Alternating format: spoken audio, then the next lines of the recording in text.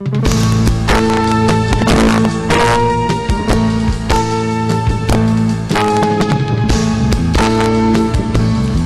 reciente visita de Barack Obama a Rusia marca el inicio de una nueva etapa de negociaciones por el desarme nuclear.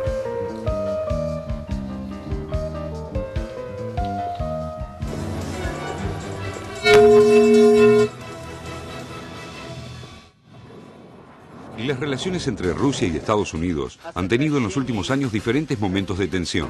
Los intereses que representan en el escenario mundial fueron condicionando los niveles de confrontación.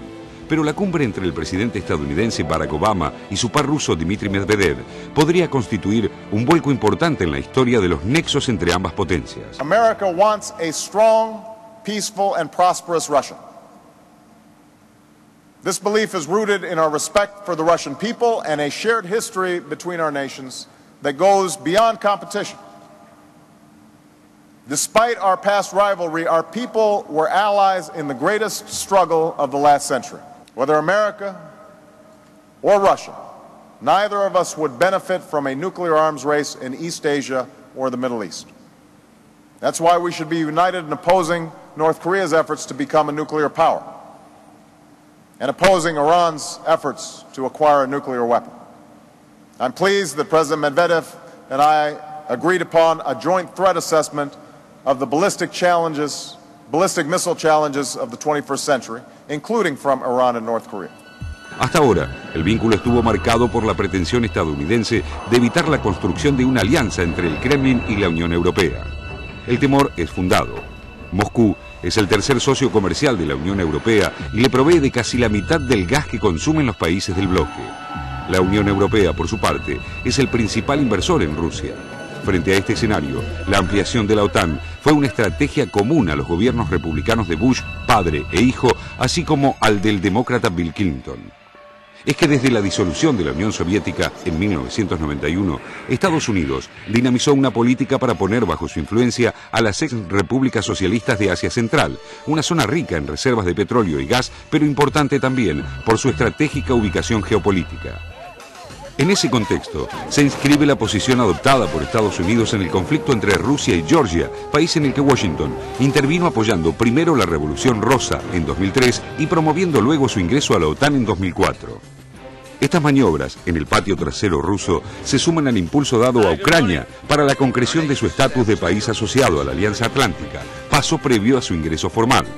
La incorporación de ambos países a la OTAN, que finalmente se frustró por la acérrima oposición rusa, hubiera sido un gran avance en la agresiva política que Estados Unidos pretendía desplegar en el área de influencia del Kremlin.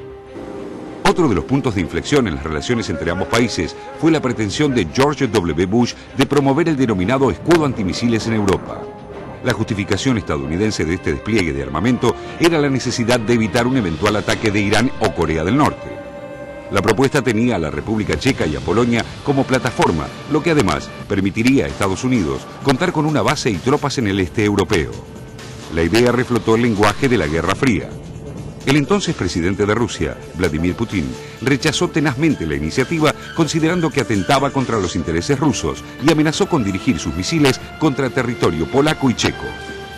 En distintos encuentros bilaterales, Bush y Putin intentaron, sin éxito, limar las diferencias.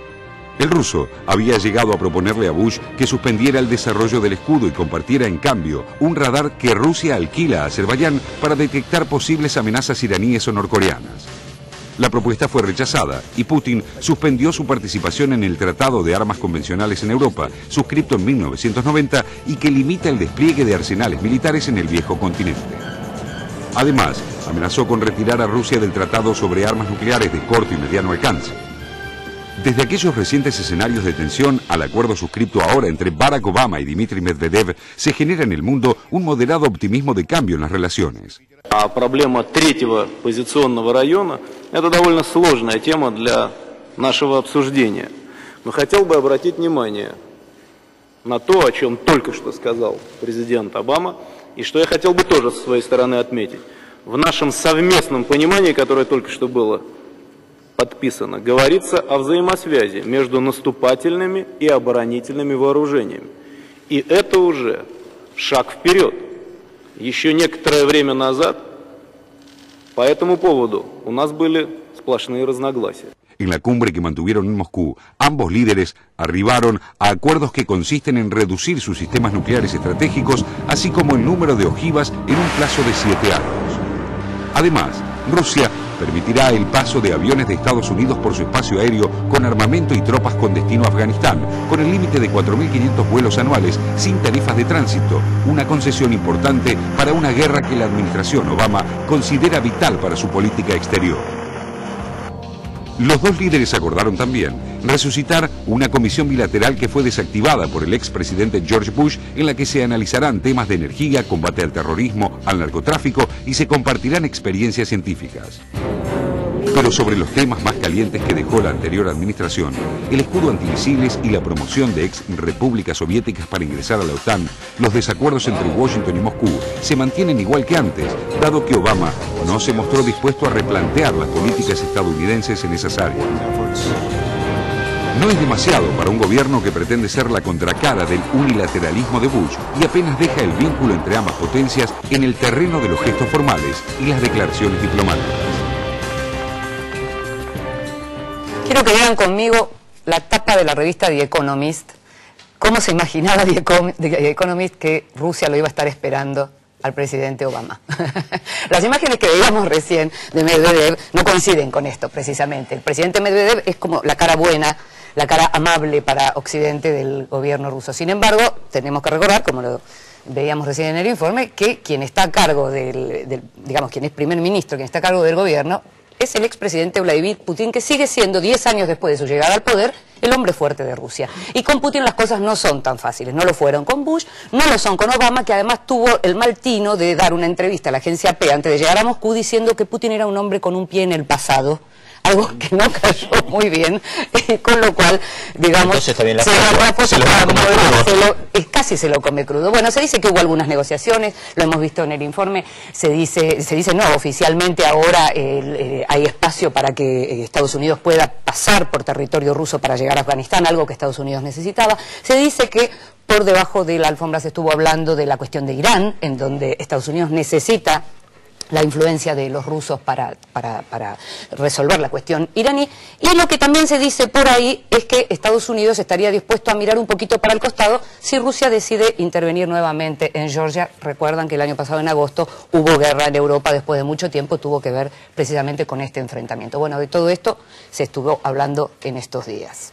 Y también se estuvo hablando en la reunión del G8. Así es, porque exactamente de ahí se fueron para el G8 Medvedev y Obama, ¿no? Sí, una de esas organizaciones que uno se pregunta para qué existe y quién las crea. Se lo pregunta. Sí, porque dice ahora el G20. G14, la nueva creación, ¿no?, de esta semana, G8 más G5 más Egipto, el G14. Digo, me parece que se le está tratando de dar otra visibilidad, otra presencia del G8, esta discusión del tema del efecto invernadero, de la limitación de la emisión mundial de gases. Por primera vez hay un acercamiento entre la posición de Estados Unidos y el resto que ya había. Pero no los emergentes, fíjate vos que ahora son China, la India e incluso Rusia, que dicen más o menos, vamos a ver si nos vamos a dedicar a recortar los gases. Claro, porque hay una pretensión de que todavía se vaya más en profundidad. Hay un compromiso tomado para el año 2050 en cuanto a la reducción de la emisión de gases, pero sin pasos intermedios, sin estaciones intermedias. Es decir, que recién en el año 2050 se vería si esto se cumple o no. Por eso por lo general no se cumple.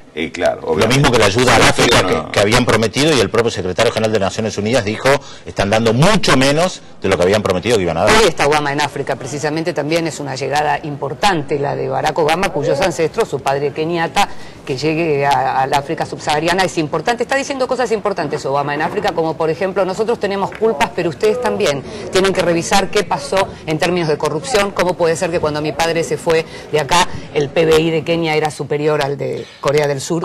Y ahora, donde estamos hablando de la culpa, ¿cuál será la culpa también de los medios de comunicación que en vez de dedicarse al tema del hambre o a los chicos que se mueren de hambre, le dan en la portada a la mirada de Barack Obama a una chica brasileña que pasó por ahí? ¿Cuánta es la culpa de los medios de instalar ese tema y no hablar de los otros temas? Hay cosas que venden, Pedro, y hay otras que no. Hay cosas para las cuales la gente prefiere mirar para otro lado. Y el tema del hambre no es solo, es los medios, pero es los medios que tratan, digamos, de entrar en sintonía con lo que se cree que son algunas mayorías, y, ¿entendés? En vez de, digamos, instalar esos temas es como seguir. Es lo que hablamos tantas veces también con algunos programas de televisión. Sí, es una cultura machista, misógina. Sí, en estos temas hay un problema cultural serio, ¿no? Digamos, en el cual los medios, los dirigentes, los líderes políticos tienen una altísima responsabilidad porque de alguna manera orientan, también generan lo que es noticia o lo que es novedad. O sea, ¿qué se hace? ¿Se instalan los temas que deben estar instalados en la agenda o se sigue la sintonía, digamos, de lo que se supone que es el sentir popular? Y mientras tanto muchos se siguen muriendo de hambre. Y muchos se siguen muriendo de hambre.